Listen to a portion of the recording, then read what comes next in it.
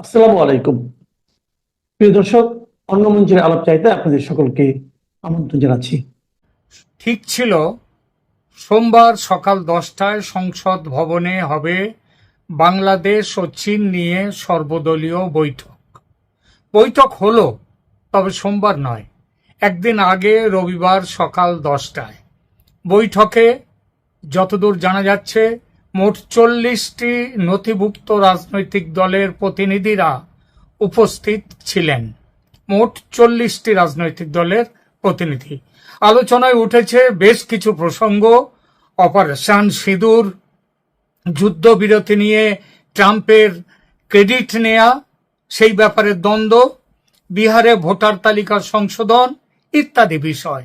সরকারের তরফ থেকে বলে দেয়া হলো প্রতিটি বিষয় নিয়ে আলোচনা হবে সংসদের ভেতর। এটা এবং দায়িত্বপ্রাপ্ত যে যে বিভাগে তারা সমস্ত ব্যাপারে মন্ত্রীরা, তারা এমনকি প্রধানমন্ত্রীও তার প্রয়োজনে সেখানে উপস্থিত থাকবেন। সরকারের তরফ থেকে বলে দেওয়া হলো আরো একটা কথা, যে সেগুলো, এই যে সমস্ত আলোচনাগুলো, এগুলো সংসদের কক্ষে আলোচনা হওয়াটাই ভালো। সুতরাং এর পরে উঠে আসে চীন প্রসঙ্গ। বিদেশ মন্ত্রী জয়শঙ্কর কয়েকদিন আগে চীনে গিয়ে রাষ্ট্রপতি শি জিনপিং এর সঙ্গে কি আলোচনা করেছেন তার কথা ওঠে। সে ব্যাপারে জয়শঙ্কর একটি যে বক্তব্য জানিয়েছেন সরকারের কাছে, বলেছেন যে তার চীন সফরের উপর একটি রিপোর্ট দিয়েছেন অল্প কথায়, সেটিও এখানে দেখা হয়, আলোচনা করা হয়। এ ব্যাপারে সংসদে পূর্ণাঙ্গ আলোচনা হবে ঠিক হয়। ওঠে ব্রহ্মপুত্রের ওপর চীন যে বিশ্বের বৃহত্তম বাঁধ তৈরি করার কাজ শুরু করেছে গত শনিবার, সেই প্রসঙ্গটি। এবং সেখানে জানতে চাওয়া হয় ভারত কিভাবে এই সমস্যার মোকাবিলা করবে, সেই প্রসঙ্গ। কিরেন রিজিজু, যার নিজের এলাকাই হচ্ছে ওটা, তিনি বলেন যে ভারত ইতিমধ্যে অরুণাচল প্রদেশে একটি বাঁধ তৈরি করার কাজ শুরু করে দিয়েছে এবং সেটা মূলত চীন যেটা করতে যাচ্ছে, যে বড় বাঁধ তৈরি করতে যাচ্ছে, সেই সমস্যাটিকে মাথায় রেখে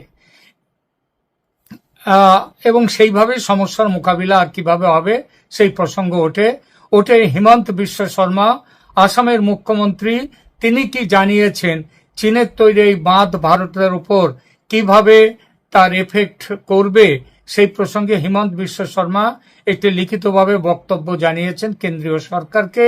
সেই বক্তব্যটিও এখানে জানানো হয়।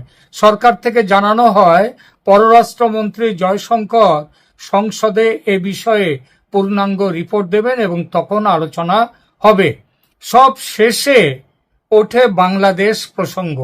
অসমর্থিত সূত্র থেকে জানা যাচ্ছে যে, যেটা জানতে পেরেছি সেটা হলো ভারত সরকারের পক্ষ থেকে সংসদ বিষয়ক মন্ত্রী কিরেন রিজিজু এই বৈঠকে জানিয়েছেন গোপালগঞ্জের ঘটনার প্রেক্ষিতে এবং বাংলাদেশ যেভাবে জঙ্গিদের ঘাঁটিতে পরিণত হয়ে উঠছে, যেভাবে পাকিস্তান বাংলাদেশে তাদের প্রভাব বিস্তার করছে ক্রমশ, তাতে কোনো নির্ণায়ক কড়া ব্যবস্থা নেয়া জরুরি হয়ে উঠেছে বলে মনে করে সরকার।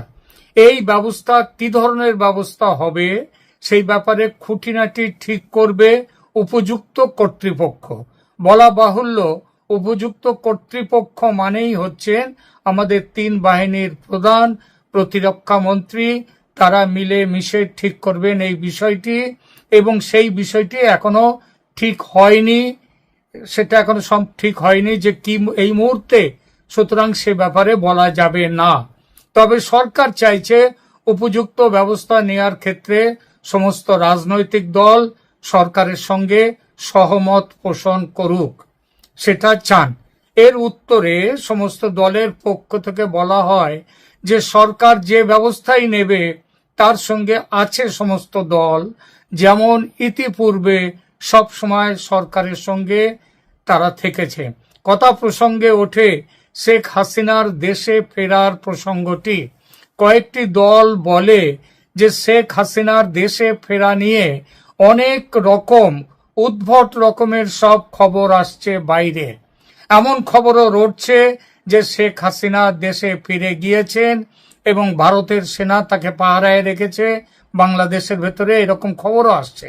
শেখ হাসিনা আবার কখনো খবর উঠছে যে শেখ হাসিনা দেশে ফিরতে চাইছেন, কিন্তু ভারত সরকার তাকে আটকে রেখেছে, যেতে দিচ্ছে না।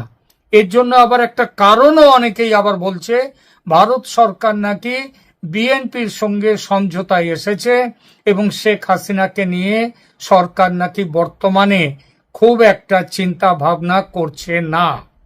সরকারের তরফ থেকে এসব খবরকে একেবারে ভিত্তিহীন এবং পাগলের প্রলাপ ছাড়া আর কিছু নয় এই আখ্যা দিয়ে বলা হয় শেখ হাসিনা ভারতের পরীক্ষিত বন্ধু ও ভারতের অতিথি, তার নিরাপত্তা নিয়ে নিশ্চিত না হয়ে ভারত তাকে দেশে ফিরে যেতে দেবে না।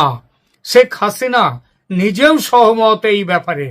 গোপালগঞ্জের ঘটনায় আর্মি চিফের ভূমিকা নিয়ে একটি দলের প্রতিনিধি কিছু জানতে চাইলে সরকারের পক্ষ থেকে বলা হয়, বাংলাদেশের সমস্ত বিষয় আমাদের সরকারের নজরে আছে এবং উপযুক্ত সময়ে প্রয়োজনীয় ব্যবস্থা নেবে সরকার। কারণ ভারতের যে তার সম্প্রভুতা, সার্বভৌমত্ব, তার নিরাপত্তা, তার সীমান্ত সুরক্ষিত রাখা, এ ব্যাপারে ভারত সরকার প্রতিজ্ঞাবদ্ধ। সুতরাং উপযুক্ত সময়েই প্রয়োজনীয় ব্যবস্থা নেবে ভারত সরকার।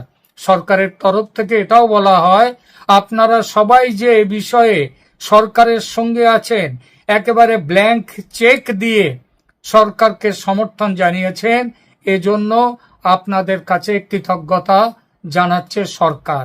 সেই সঙ্গে একথাও বলা হয় যে আপনারা আপনাদের তরফ থেকে বাংলাদেশে ভারত সরকারের আগামী যে ব্যবস্থা নেওয়া হবে এ ব্যাপারে দয়া করে কেউ কোনো রকম আগাম মন্তব্য বা নিজেদের চিন্তা ভাবনা বাজারে ছড়াবেন না।